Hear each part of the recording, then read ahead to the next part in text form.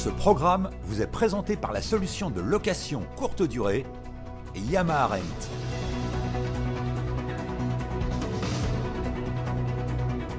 Bonjour à tous, pour terminer l'année, une émission placée sous le signe de l'occasion, les motos d'occasion. Que deviennent vos motos? Les pièces détachées, c'est ici chez Surplus Moto qu'on va en parler. Surplus Moto, c'est l'endroit où sont désossées, démontées des centaines, des milliers de motos. Il y en a plus de 3000 dans ces entrepôts, 120 000 pièces détachées.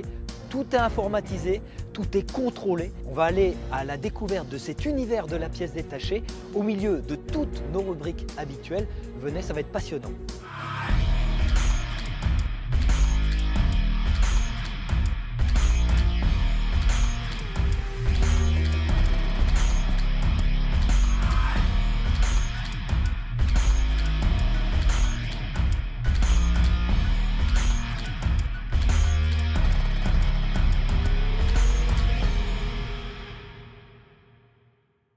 On est dans le grand hall du nouveau bâtiment de Surplus Moto. On est avec Laurent Hérail. Bonjour Laurent. Bonjour David.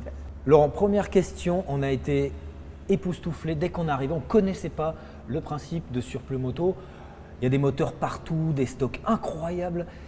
Le principe, c'est quoi?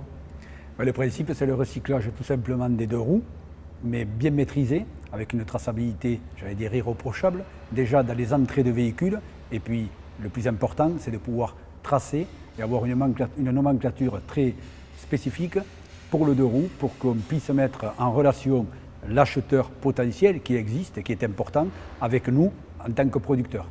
Alors j'imagine que toutes ces pièces, elles sont référencées, informatisées, donc vous avez la connaissance d'à peu près combien il y a de pièces ici? Ici, là, nous sommes aujourd'hui sur pratiquement 120 000 pièces, 120 000 références, mais notre capacité du robot que vous avez derrière peut gérer jusqu'à 300 000 pièces. Il y en a combien des motos ici stockées? Alors ici, nous avons une capacité de stockage de 3000 véhicules, 3000 motos. Ça va du vélo électrique jusqu'au quad. Voilà, c'est quand même c'est tout ce qui est 2-3 roues et même les quadricycles. Quel est le chemin d'une moto entre le moment où elle arrive et le moment où ces pièces sont réparties dans les bacs? Elle arrive par quel biais? Par quel biais? Aujourd'hui, on n'a pas le choix. Le seul biais qui est tracé en France, c'est les véhicules accidentés. Puisque ce véhicule est assuré, il est accidenté, donc c'est par les assurances alors? Assurances et mutuelles sont nos principaux fournisseurs à aujourd'hui. Eux, ça les arrange davantage d'avoir leurs motos stockées dans un endroit déjà couvert et où ils savent qu'il va être traité correctement, c'est ça? Bien sûr. Déjà, nous on a un savoir-faire par rapport à l'historique du groupe. Le groupe Surplus Environnement, c'est quand même 3 activités. C'est l'activité du 4 roues, l'activité du 2 roues et maintenant du véhicule industriel. Donc si vous voulez, on a un savoir-faire, un process et une traçabilité irréprochable. On sait que les véhicules ils vont être enlevés dans les 4-5 jours qui suivent le sinistre. Ils vont venir chez nous, comme vous dites, ils vont être stockés dans un lieu qui est aux normes, qui est ICPE, relié à des séparateurs, des débourbeurs, des bassins, traitement des eaux. Voilà. Et surtout, après, il sera démonté dans la règle de l'art, voilà, avec de véritables professionnels, des techniciens. Les pièces seront contrôlées, garanties, avec une certification de service qui nous permet d'aller jusqu'à 24 mois de garantie. Donc, il y a une relation de confiance aussi avec l'assureur, parce que il y a aussi une destruction que vous pouvez assurer, que vous assurez. Ah, tout à fait. Nous, déjà, nous faisons une déclaration de destruction dans le SIV. Donc, comme je vous dis, une traçabilité vraiment complète du véhicule. Et toutes les pièces qui sont démontées par véhicule sont tracées aussi en informatique chez nous. Donc, du coup, on peut savoir par type de véhicule exactement ce qu'on a vendu et aussi le client final. Voilà. Vous parliez de normes de qualité. Quelles sont les clés pour avoir accès à ces normes de qualité? Les normes de qualité, on les a bâties. Surplus Moto en fait partie. Personnellement, je me suis bien organisé avec tout ce qui est assureur et mutuelle au niveau des SRA pour créer un référentiel SRA, c'est-à-dire une marche à suivre, comment un recycleur qui travaille pour les compagnies d'assurance, les méthodologies qu'il doit employer. De là, quelques années après, on a travaillé sur le référentiel avec SGS Calicert, pareil. Donc on a écrit des normes. Alors des structures comme celle-là, je ne veux pas qu'on se jette des fleurs non plus parce que je n'aime pas trop ça, mais c'est vrai que quelque part, je pense que cette structure, comme elle a été construite, aujourd'hui on peut dire qu'elle est unique en France et même, c'est certain, unique en Europe. C'est un héritage un petit peu d'un savoir-faire que vous avez hérité de l'automobile, de votre savoir-faire aussi en automobile. Ça vous a imposé des contraintes et des normes de qualité importantes? Mais déjà, je pense que c'est une culture personnelle. puisque je viens d'un milieu quand même très modeste, et jeter, ça ne me convenait pas. Quand je vois tout ce qu'on démontait aujourd'hui et sans sortie derrière, alors que je sais très bien qu'il y a un besoin, donc dans l'auto, c'est vrai que c'est en 2002, il est sorti des lois appliquées en 2006, tout ça m'a permis en 2005 moi, de créer mon groupe, il y a 15 ans, avec 7 ou 8 employés, et on avait fait je crois 2 millions d'euros le première année. Aujourd'hui, on est 120 employés, on va faire 20 millions d'euros de chiffre d'affaires. Voilà, je pense que l'idée était là, et ça prouve qu'il y a un marché. Vous êtes vous-même motard, vous faites de la moto, vous avez fait de la moto? Alors j'ai fait de la moto, c'est vrai, à partir très jeune, mais après c'est surtout, c'est le trial qui me plaisait, puisque voilà, j'aimais bien la nature. C'était, je crois, si mes souvenirs sont bons, des Yamaha, TY, voilà, qu'on avait à l'époque, 250, voilà, ou Montesa. C'est bon, bien. tout ça, ça a bien évolué. Mais bon, moi, ce qui me plaît, c'est tout ce qui est roulant, la mobilité, qui tourne autour de ça. Mais la chance que j'ai, c'est de travailler avec des passionnés. Et moi, je suis un passionné, vous l'avez compris, du recyclage. J'ai travaillé avec des passionnés de la moto, c'est quelque chose de fabuleux. Alors, qui dit recyclage dit écologie aussi. J'imagine que ça va dans le sens de l'histoire aussi, de recycler les pièces et de ne pas accumuler des Ben oui, parce que, vous voyez, vous avez aussi de la grosse cylindrée aussi, mais vous avez vu qu'on reflète le parc roulant, il y a pratiquement 47% de scooters, et ces scooters-là, aujourd'hui, si nous, on ne les déconstruit pas, ils finissent où? Dans les bennes de déchetterie, démontage dans les garages, et puis peut-être pour être dans les fonds de cave pour être vendus sur le Bon Coin, qui est notre plus gros concurrent aujourd'hui, et à mon avis, qui ne donne pas la sécurité que nous pouvons donner à aujourd'hui sur Plus Moto. Bon, alors on va reprendre juste après sur le recyclage et l'écologie parce que c'est très lié. Mais pour l'instant, on va regarder les tops et les flops. Les actus top flop avec dans les tops triomphe sur tous les fronts au cinéma. On se souvient de James Bond qui roule en Aston Martin. On va reparler d'ailleurs d'Aston Martin puisqu'il y a une maison toulousaine, un constructeur toulousain qui a fait un accord avec Aston Martin. Mais James Bond roule désormais en Bonneville. On a vu l'acteur faire des tours de roue sur une Triumph Bonneville. Et Triumph ne s'est pas arrêté là puisqu'ils ont refait le saut, le fameux saut de la grande évasion de Great Escape avec non pas Bud Ekins mais Guy Martin au guidon. Ni Steve McQueen ni Bud Ekins mais Guy Martin, le fameux pilote du Tourist Trophy. Voilà pour le premier top. Le deuxième, c'est en sport, l'exploit de Nicolo Canepa aux 8 heures de Sepang. Nicolo Canepa a fait tout simplement les 3 heures tout seul. Le pilote italien a fait les 3 relais. La course devait durer 8 heures. Elle a duré 3 heures parce qu'il y a eu pas mal d'intempéries. Et puis finalement, le pilote italien a doublé son relais. Puis il a fait celui de la fin. Le règlement l'autorise. C'est une course d'endurance que lui a fait tout seul, 3 heures sous la pluie sur une piste mouillée au guidon d'une moto, c'est un exploit qui est assez impressionnant. On reste dans le sport pour le premier flop, c'est Andrea Iannone, le pilote italien, un autre pilote italien qui lui connaît une période plus difficile puisqu'il s'est fait contrôler aux stéroïdes anabolisants. On ne savait pas que c'était nécessaire pour piloter une moto, mais Andrea Iannone s'est fait contrôler, il pourra faire appel et demander l'échantillon B, l'analyse de son échantillon B. Mais en attendant, Iannone est suspendu jusqu'à nouvel ordre et bien, ça compromet ses premiers essais à Sepang en février. Et puis deuxième flop, un dommage collatéral causé par les grèves, c'est plus d'accidents, plus 40% d'accidents de roues motorisées sur Paris. Maintenant, on va regarder la prochaine rubrique, c'est de la réparation aussi, de la préparation aussi. C'est à Toulouse, pas loin d'ici. Ça s'appelle Motorride ID, c'est à Toulouse et c'est un atelier de préparation, un garage de préparation qui fait des motos spectaculaires.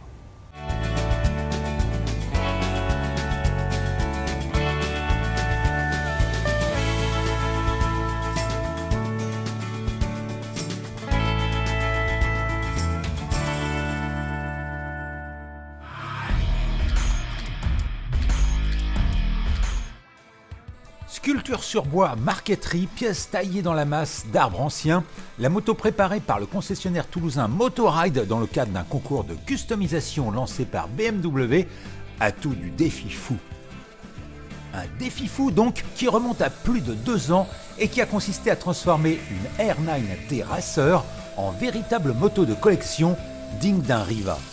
Avec à la clé la 2e place sur 15 concessionnaires BMW sélectionnés pour la phase finale du Custom Contest organisé par la marque allemande sur la base du R9T.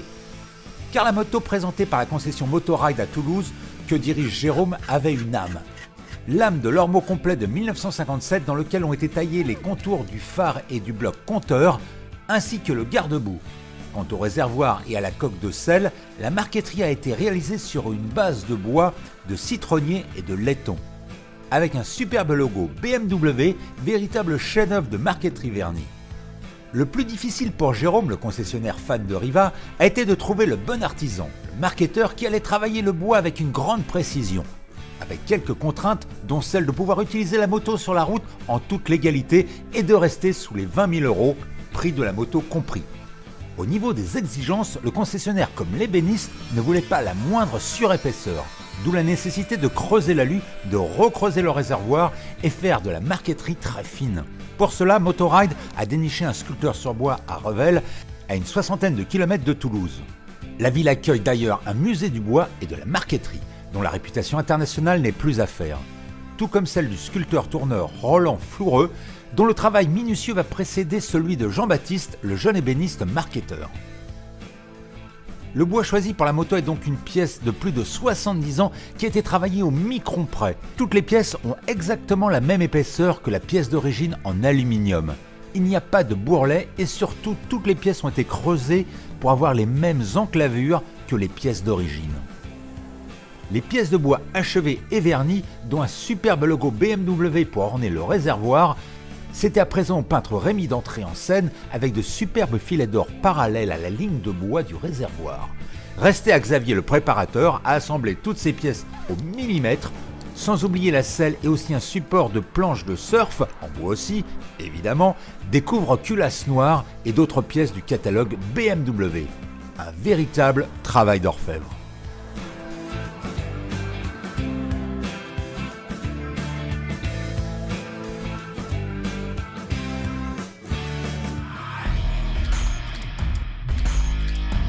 Laurent, on revient sur l'activité de Surplus Moto avec le recyclage.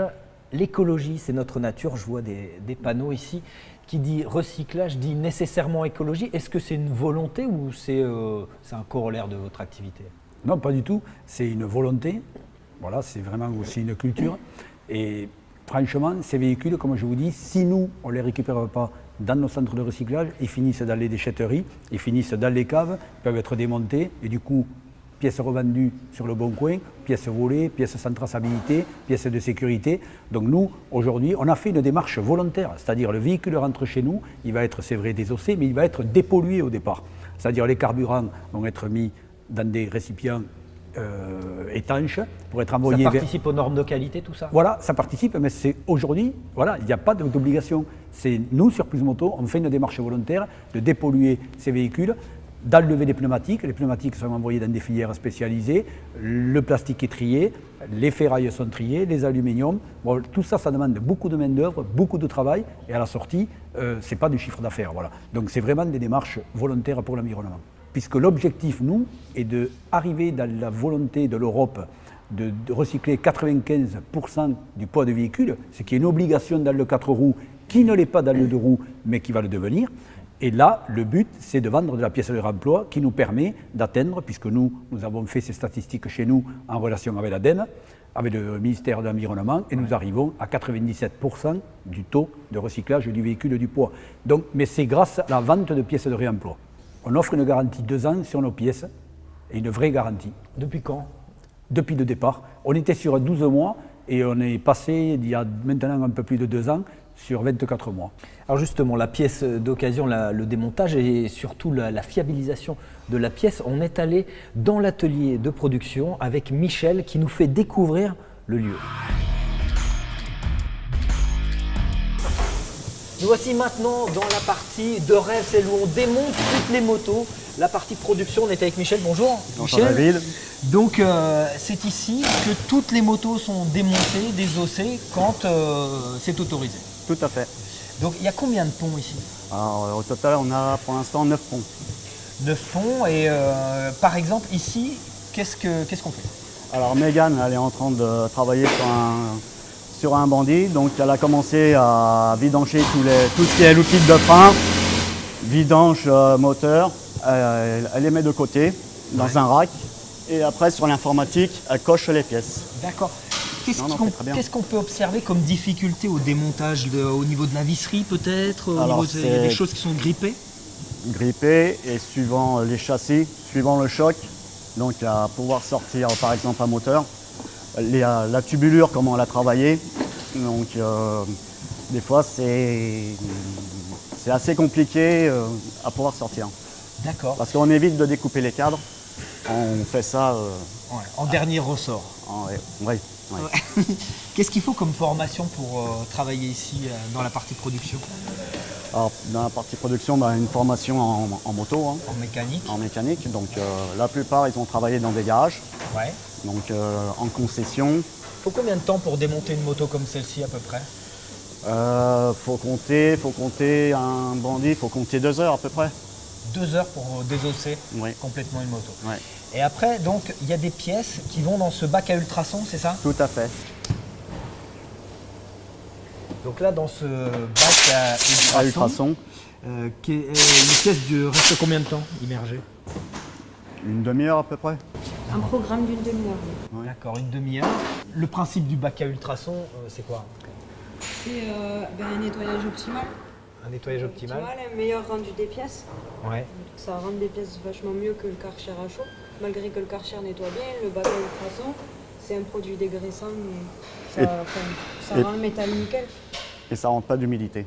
Donc Michel, les moteurs qui sont suspendus, là, ils vont où? Alors ils vont aller sur l'aire de lavage qui se trouve à la suite de la chaîne. Une fois que le moteur est extrait Du châssis. du châssis, Oui. comment il est mis sur les... Donc de là, avec les palans qui se trouvent au-dessus des ponts, de là, le moteur se retrouve sur la chaîne, Ouais. accroché à la chaîne, de là, sur l'aire de lavage. Donc là, c'est l'aire de lavage des moteurs, donc on vient ici. Tout à fait. Je vous laisse ça. Hop.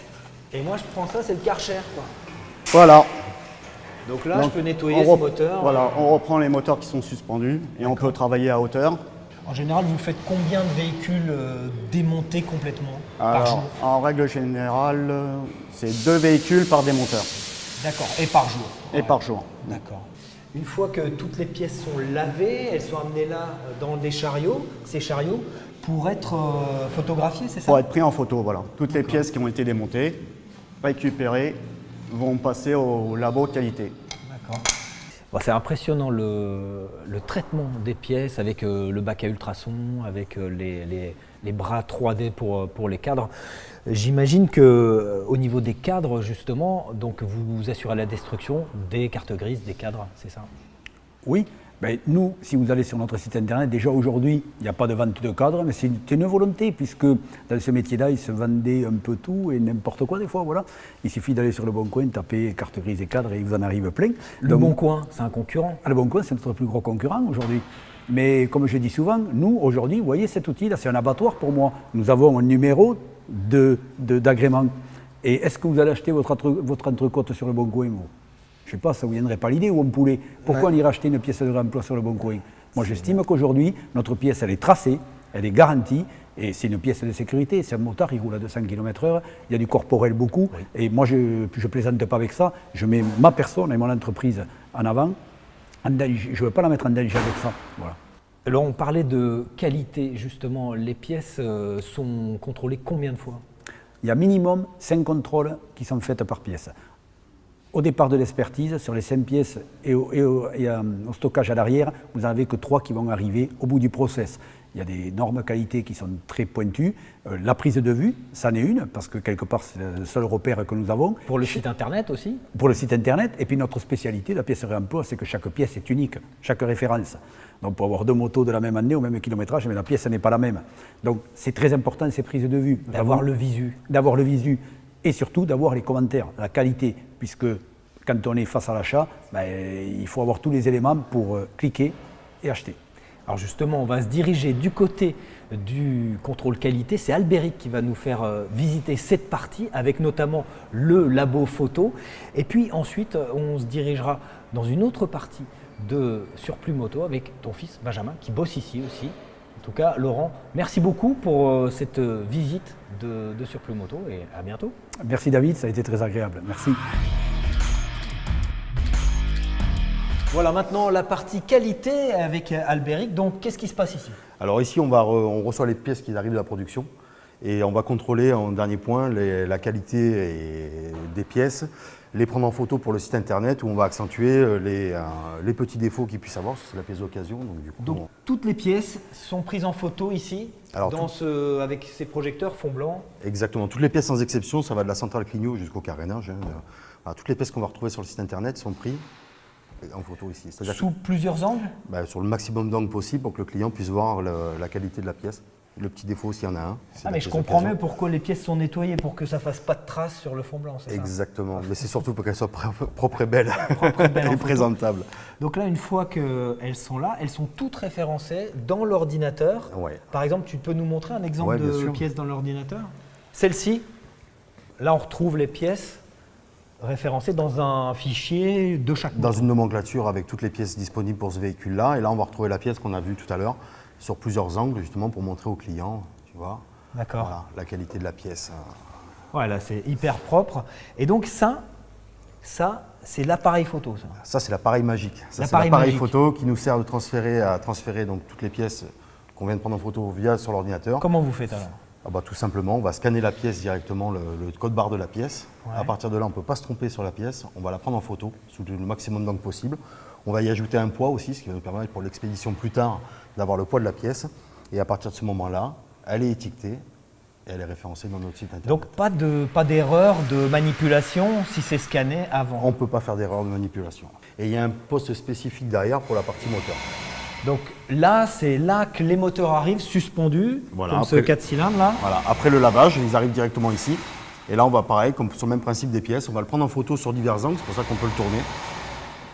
Et là, on va pouvoir accentuer toutes les photos sur les qualités du moteur, mais également sur ces petits défauts, comme ici, ça reste de la pièce d'occasion. Voilà. Ah oui, il est rayé Voilà. celui-là. Il y a une petite rayure, on va pouvoir le prendre en photo, le montrer. Comme ça, le client sait exactement ce qu'il achète. Vous pouvez prendre des notes, dire. Exactement, on va, rayé. mettre des petits commentaires, c'est rayé, on va marquer les numéros de série aussi, ce qui va permettre à tout le monde de pouvoir choisir le bon moteur. Il y en a combien qui sont vendus par jour à peu près en pièces? Ou de des pièces, on est en pièces, exactement, je ne sais pas, en colis, on est à un peu plus de 200 colis par jour. Quoi, à peu 200 près. colis Ouais. par jour qui partent. Voilà. D'accord. Est-ce qu'il y a des pièces que vous écartez? C'est ici qu'on peut écarter Alors, des c'est- pièces notamment aussi? Alors c'est ici qu'on va choisir si la pièce elle va définitivement en stock ou pas. Ouais. Parce qu'après le lavage, on va se rendre compte que certains défauts où c'est pas vendeur, donc du coup à ce moment-là, cette pièce elle part au rebut. On décide ici si la pièce va en stock ou pas. Donc elle va ensuite à la déchetterie. Elle repart dans le recyclage, circuit classique du recyclage des D'accord. pièces détachées. Ouais. Ah ouais, ils sont quand sur le site? Là, il y a l'étiquetage, on va les mettre sur l'étagère, un quart d'heure après, ils sont sur le site internet avec les photos qu'on a vues tout à l'heure. Voilà, c'est le circuit de la pièce détachée. D'accord, très bien. C'est efficacité, rapidité, comme ça. Ouais, ça va, vous ne mettez pas trop de pression? Moi non, Non. ça va très bien. On est maintenant dans le stock avec Benjamin, le fils de Laurent. Benjamin, toi, tu as fait déjà des études sur Paris, puis tu es revenu bosser ici quand? Alors moi, ça fait 3 ans aujourd'hui que je suis dans l'entreprise, donc à plein temps pour maintenant. Tu pratiques la moto? Oui, je pratique, alors pas sur route, je fais que de la piste, mais je suis un grand passionné de moto et surtout de compétition. Toi, tu as un avantage très net sur les autres, c'est que si tu glisses sur la piste, tu sais où trouver les pièces. Ouais, voilà, c'est vrai que ça aide parce que bon voilà, on essaie d'éviter de tomber, mais quand ça tombe, voilà, on sait où trouver les pièces. en Tu effet, laisses ouais. des cartes sur les circuits? On essaye un peu, j'ai la moto qui est aux couleurs, tout ça, on fait, Ouais. on essaie de faire quand même un peu de communication, ça. Tu as des pilotes qui viennent s'approvisionner ici? Alors, le problème qu'on a par rapport quand même à ce genre de compétition, en fait, on va dire de spécialité sur la moto, c'est qu'on n'a pas ces pièces-là. Enfin, c'est compliqué puisque c'est hyper demandé. En fait, dès qu'on les rentre en Les stock, carénages. ça part de suite. Ouais. Tout ce qui est carénage ou des motos vraiment sportives, on ne tient vraiment pas les pièces, quoi. D'accord. Donc, on a beaucoup de demandes, mais malheureusement, pas forcément les pièces. pas autant que ce qu'on voudrait. Là, ici, on est dans un stock impressionnant. Et il y a une hauteur sous plafond incroyable. Il y a combien de pièces ici à peu près? Alors là, on a une capacité de stockage d'environ 120 000 pièces. Donc on peut voir là comme c'est stocké. Donc on a essentiellement sur l'étagère les pièces qui sont volumineuses, avec ensuite un stockage automatisé. Tout le bas, comme ça, c'est des moteurs. Tout en bas. Et là, il y a un mur de moteurs qui est ici. On peut aller voir. La proportion professionnelle particulier, c'est quoi? Alors là, nous aujourd'hui, on est sur 60% de particuliers et 40% de professionnels. D'accord. Donc c'est en train de s'équilibrer de plus en plus, puisque depuis quelque temps, c'était vraiment le particulier. Et là, on est en train de faire toute une démarche commerciale pour vraiment faire développer ces professionnels. Et là-bas, donc là, ça représente combien de pourcents de pièces? Parce que là, je vois que c'est tout informatisé là. C'est ça, donc là on est à peu près sur 20% de notre stock et sur cet outil qui est un mini load où tout est informatisé, on arrive à gérer 80% de notre stock. Voilà, câble de frein Kymco Agility, celui-là, il va dans le bac où il y a une rampe de carbu. Voilà, c'est-à-dire qu'on peut mélanger, c'est aussi un des avantages, on peut mélanger n'importe quelle pièce dans un bac. Nous aujourd'hui informatiquement, on sait où c'est que toutes nos pièces sont rangées. Une optique avant de Yamaha FJ de 1990. Pas tout jeune. Et pas tout jeune. Et puis un rotor de Z7,5 de 2006. Voilà, tout ça dans le même bac. Donc c'est bien, là on peut voir la variété des pièces qu'on démonte, puisque aujourd'hui il faut savoir qu'on a à peu près quand même une moyenne de 30 pièces démontées par véhicule. En tout cas, c'est impressionnant. Ok, suis-moi, je t'emmène à un autre endroit. Plus impressionnant? Plus impressionnant, oui. D'accord, on y va. En attendant, on regarde l'essai de la semaine par Johan Genouvrier qui a essayé de garder la moto en une seule pièce.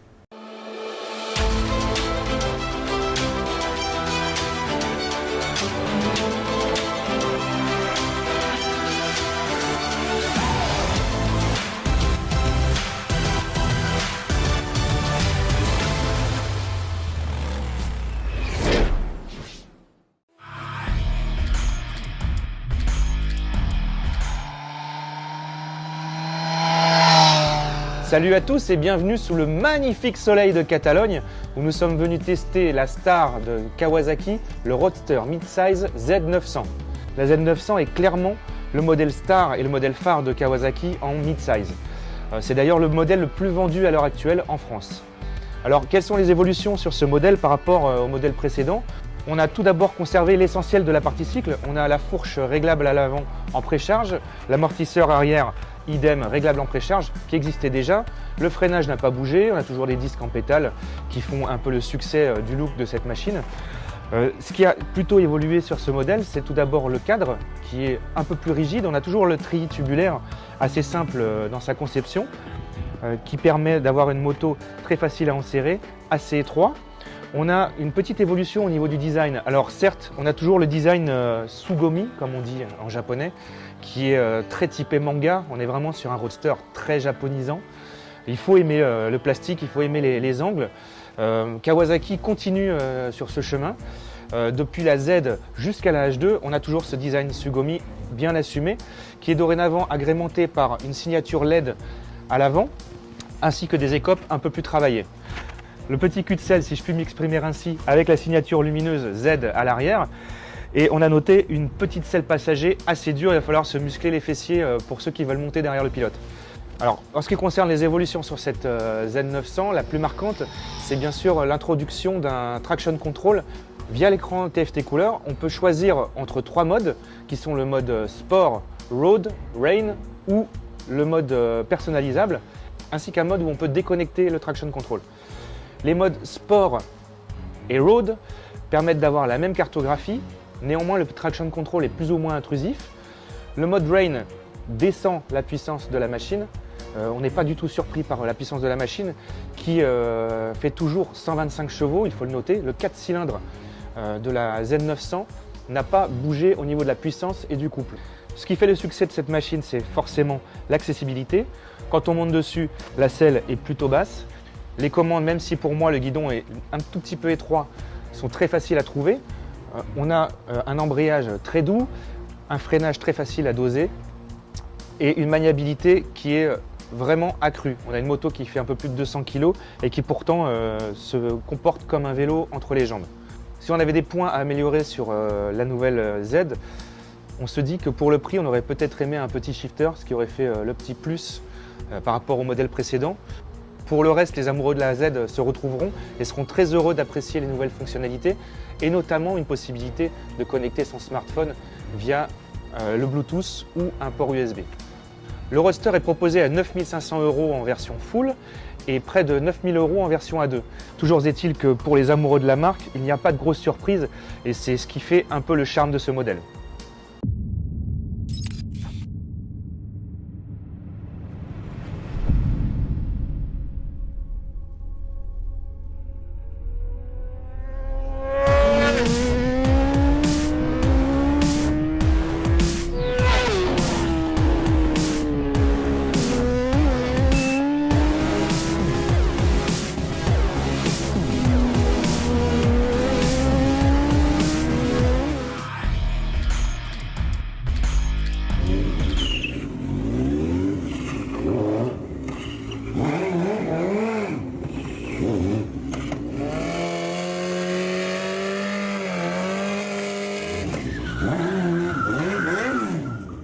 Bon, Gaëtan, je suis venu avec mon casque, mes gants, tout ça, j'ai envie de drifter. Je suis là pour ça. Ouais. C'est merveilleux, hein. C'est comme par hasard. Tu me montres la moto, c'est la tienne? Non, c'est pas la mienne, c'est celle d'un copain. Ah, c'est pour ça que tu me la prêtes? Bah oui, exactement, D'accord. je suis pas fou quand même. Hein. Donc Non. tu me parles de la moto, c'est Donc, quoi? la moto Mi G6R de 2004. Ouais. Donc ça va, c'est largement assez, on n'a pas besoin d'une moto récente. De toute façon, en plus, les aides électroniques, c'est pas Bah, pour c'est nous. mieux si je l'essaye. Ouais, c'est ça en plus. Ouais, tu vois, ça coûtera moins cher. Donc après, ce qu'on a fait, Ouais. guidon, comme tu peux voir, Poignée écartée. poignée écartée pour plus de confort. Ouais. Après, ce qu'on fait tous, rayon de braquage augmenté, on Ouais. monte toutes les butées pour être au maximum. Ça, Ah c'est ouais, je pour vois ça, ouais, Pour d'accord. éviter, tu vois, ça te sauve un peu d'éviter une raquette. Quand tu Ouais. arrives en butée, en D'accord. général, t'es mieux. Donc je vois qu'il y a de la protection. Il y a de la protection, oui, parce que on n'est pas des Ouais. pilotes. Hein. D'accord. Puis on cherche un peu les limites, donc on les trouve assez régulièrement. D'accord. Donc il y a des protections. Ouais. Après, ce qui se passe aussi, c'est surtout plus important, les rallonges de bras oscillants. D'accord, je vois ça. Donc en moyenne, on est à plus 15 cm. Et il y a un championnat de drift, il y a Oui. des limites de la rallonge Non. de bras oscillants. Non, Ça, non. c'est pas fixé par Non, la c'est pas règle. fixé, mais après, si tu veux, plus tu vas avoir long, Ouais. plus tu vas écarter ta trajectoire. Je me trompe ou il y a deux étriers à l'arrière là? Ah, mais t'es observateur. Mais non, mais ouais, il y a deux étriers. Ouais. Alors après, ça sur la moto de Benjamin, là, le pilote qui me prête gentiment sa moto, D'accord. il teste un frein en pouce. Ah, Parce que d'accord. comme on arrive tous en glisse et au frein, quand tu arrives dans un virage à droite, Ouais. avoir le pied sur le frein en Ah même oui. temps que gérer et tout, c'est pas D'accord. évident. Après là, c'est encore à l'état de test. Après, on joue aussi maintenant sur les suspensions, les motos sont rabaissées aussi Ouais. au niveau des Ah oui. pielettes. D'accord. Bah, tout ça pour éviter aussi, pour avoir un centre de gravité plus bas, D'accord. pas pour éviter encore le phénomène de raquette. Et tout ça facilite la glisse aussi. Bon Benjamin, tu me prêtes ton monstre? Attends-toi. Combien de chevaux? 180 à peu près. D'accord. Parce qu'en fait, plus tu auras d'angle, plus elle va être facile à faire glisser. Mais elle va trop glisser Au aussi. pire, si elle glisse trop, elle tombe par terre, que si t'as pas assez d'angle, elle risque de t'embarquer. Et le regard, bien à l'intérieur. En première, tout en première.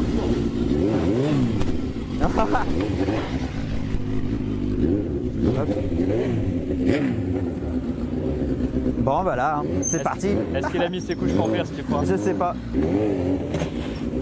On est mal barré. Hein. Ouais, là. Non, mais il va apprendre la technique.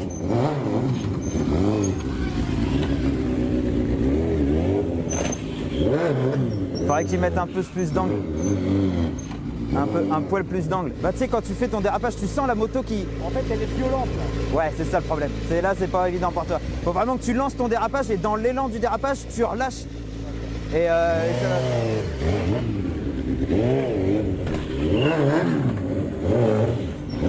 Il est dérapassé. En fait, il y a le moment où je dois le faire. Je sais quand je dois le faire, mais pour l'instant, j'ose pas le faire. Ah oui.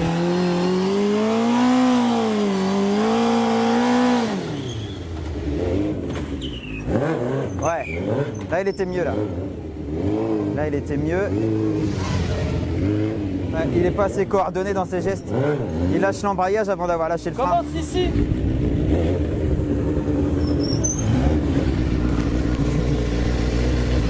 J'arrive pas à le déclencher. Ça tourne pas trop. Là, hein? Ça tourne pas trop là. Mais j'arrive pas à le déclencher. Le truc, c'est que quand Hein tu relâches bien là. Juste que les 2 derniers dérapages étaient bien. Mais après, il faut Les mettre dérapages le gaz sont au pas bon mal. moment quoi. c'est que C'est quand tu relâches ton embrayage, il faut déjà commencer à envoyer du gaz pour faire patiner. Ouais. Parce que si tu redébrayes... Ouais, parce que moi je débraye et puis tac, j'essaie de le faire partir tout de suite.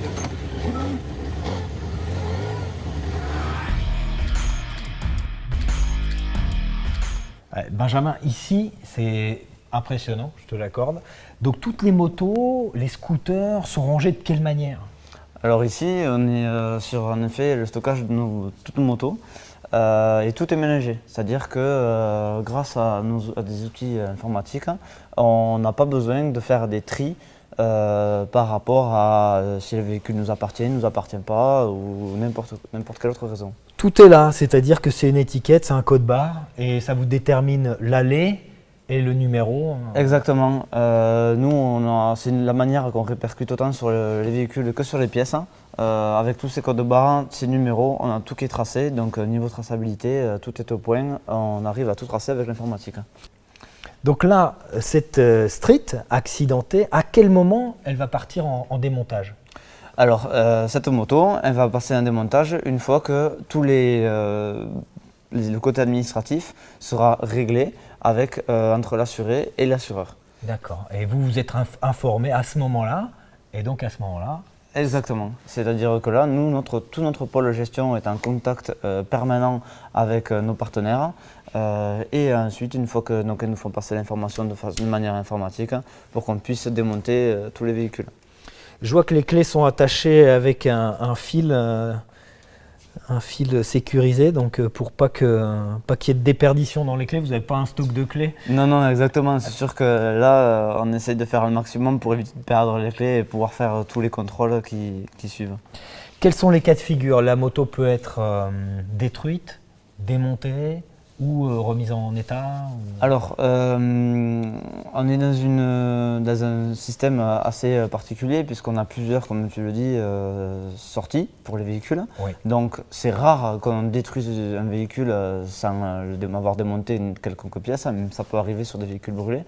Ensuite, nous, notre objectif, il est principalement de développer la pièce de réemploi. Des pièces comme celle-ci, par exemple, cette selle, c'est une selle qui n'est pas d'origine. Donc, est-ce que vous avez des experts qui établissent les prix? J'imagine que vous établissez un prix de la pièce en fonction de son âge, de son prix d'origine. Qui fait ça? Alors, l'avantage qu'on a chez nous, c'est que l'ensemble de nos collaborateurs sont issus de la formation de la moto. Là, si on prend l'exemple de cette selle, on a des curseurs qu'on pose. Est-ce que c'est adaptable vraiment? C'est que là, on ne peut pas le revendre. Ou alors, est-ce que c'est vraiment une option améliorée de la moto? Ou c'est que là, voilà, vraiment, on peut le revendre cette pièce. Là, ici, Benjamin, il y a combien de motos ici? Parce que j'arrive pas trop à compter. Alors là, on a 1000 motos ici, on a 2000 motos ensuite à l'étage, donc on a un stockage total de 3000 motos. D'accord, bon, on va aller faire un tour après à l'étage. En attendant, on va retrouver une de vos clientes, Élodie Crépin, qui a un garage moto à Mérignac. On aborde maintenant le côté client avec Élodie Crépin, patronne de Virage Moto à Mérignac. Élodie, ça fait combien de temps qu'existe Virage Moto? Dans 2 mois, ça fera 4 ans, donc très fière de mon magasin, avec un très bon mécano maintenant, qui est mon meilleur ami. Donc j'en suis très fière. Donc Virage Moto, c'est de la réparation de moto, c'est de la vente de pièces. Voilà. Et, pas d'équipement motard. Pas d'équipement motard. Voilà. Et donc, tu travailles sur de la pièce détachée, sur de la réparation, donc avec Surplus Moto en particulier? Presque toutes les semaines. Ouais. Je commande au moins une pièce chez eux. Étant donné qu'on a une garantie de 2 ans, c'est très pratique pour les clients. Au moins, il y a une sécurité derrière pour le client aussi. Et puis ça reste beaucoup moins cher pour le client aussi. Toutes les semaines, c'est-à-dire que tu fais le trajet Mérignac jusqu'à envoyé. en ligne? Non, c'est envoyé au bout de 48 heures, en jour ouvré bien sûr. Après, nous, derrière, si c'est posé par nous, professionnels, la garantie est sûre de 2 ans au moins. Voilà. D'accord, donc ça, là, c'est toi qui interviens, c'est-à-dire c'est toi qui commandes la pièce, tu ne recommandes pas à ton client de passer par un Surplus Moto? Ça m'est déjà arrivé, mais en général, c'est moi à 99% qui passe par le surplus moto. Oui. D'accord, mais Ouais. c'est transparent, c'est-à-dire qu'il est au courant que c'est surplus moto. Et, tout à fait. Et avec la garantie notamment, c'est intéressant Oui. pour ça.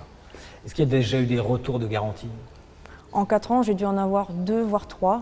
Donc c'est très très peu par rapport aux commandes que je fais. Dont des moteurs notamment? Oui, il y en a eu 14 de posés, donc aucun retour sur les moteurs.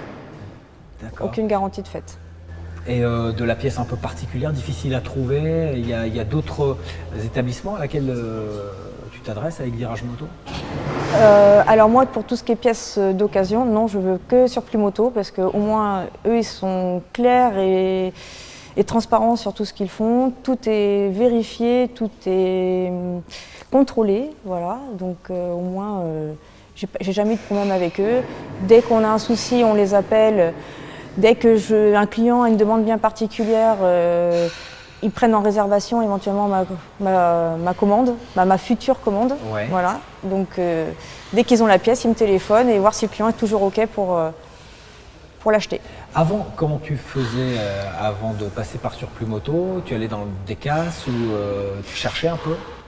Je cherchais, mais au final, les garanties n'étaient pas là. Donc en général, c'est au moment du montage ou voire un mois maximum. Et malgré qu'ils sont obligés de faire la garantie des 2 ans normalement, mais ils disent que les lois sont bien trop compliquées. Donc voilà, moi avec surplus moto, j'ai pas de souci. Avec des pièces neuves aussi qui peuvent être réclamées par le client, c'est possible, ça arrive aussi. Alors voilà, c'est le client qui choisit. Mais c'est le client qui choisit. Et toi, voilà, moi je propose, voilà, mais en général, la pièce vaut 2 fois plus cher en neuf et garantie souvent qu'1 an.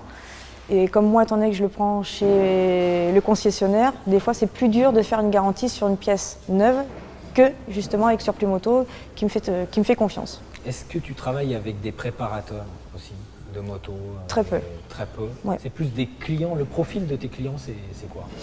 C'est le client de tous les jours ou le motard de tous les jours ou le motard de loisirs qui n'a pas forcément beaucoup de sous à mettre dans sa moto. Donc justement, le fait de la pièce d'occasion, ça aide beaucoup pour faire les réparations aussi. C'est des profils qui roulent avec des motos très âgées, moyennement âgées, récentes? J'ai de tout. De tout? J'ai vraiment de tout. En général, je prends les véhicules des maximum années 80 et après au plus récent. Voilà. Et après, mais on cherche au mieux la pièce. Donc, toi, ça t'arrive aussi pour toi, ton usage, tu roules à moto? Oui. Et alors? Justement, là j'ai commandé une béquille pour mon GSR 600, comme j'ai rabaissé ma moto, donc il va falloir que je la coupe. Donc idéalement, j'en ai pris une deuxième pour que quand le jour où je vais revendre ma moto, je peux proposer les 2 articles. D'accord. Voilà. Le côté recyclage de ce qui se fait chez Surplus Moto, ça te parle, ça t'impressionne? Ah oui, tout à fait. Justement, moi aussi, c'est pareil chez moi, je fais à fond tout ce qui est un peu écologie, donc j'essaye de... Voilà, j'utilise des chiffons pour éviter justement des bobines de papier. J'essaye au maximum de recycler. Voilà. La moto s'inscrit dans l'avenir, c'est à noter auprès de nos amis politiciens. Donc le côté pratique, le côté aussi rapide de la livraison, ça compte aussi. Ah oui, oui, comme ça éventuellement. Mais, alors, les périodes un peu plus creuses comme en hiver, au moins on peut faire très rapidement la réparation aussi aux clients. Et puis il peut repartir très vite avec, en général, les clients d'hiver. C'est ceux qui roulent régulièrement, donc ils ont besoin de leur moto rapidement. D'accord. Et est-ce que ça t'arrive aussi d'être fournisseur de surplus moto avec des clients qui ont des véhicules accidentés? Alors oui, moi j'ai beaucoup de véhicules accidentés qui partent chez eux. Voilà. D'accord, donc en fait c'est un circuit. C'est ça. Là j'ai une moto dernièrement, c'était un Ninja 300. J'ai un client qui m'a dit tu le vends le moteur? Je dis non, il doit partir d'abord chez Surplus Moto. Je dis par contre si tu veux je peux faire la réservation et dès qu'il sera à disposition on te proposera. En tout cas, on te souhaite une expansion à Mérignac et ailleurs. Parce que tu n'es pas de Mérignac, hein, tu n'es pas de la... Moi je suis bretonne de base. Tu es bretonne. Ouais. Tu es venue te perdre ici ou tu es venue te développer ici? Je suis venue me développer parce qu'il y a beaucoup plus quand même de travail par ici et le soleil aussi est beaucoup plus agréable. On va y réfléchir aussi à nous installer ici. Merci Émilie. Merci. Voilà, vous savez tout sur ce que deviennent vos motos. Sans concession, ça continue dès la semaine prochaine. Ce sera à suivre. En attendant, commentez, likez, partagez notre émission et à très bientôt.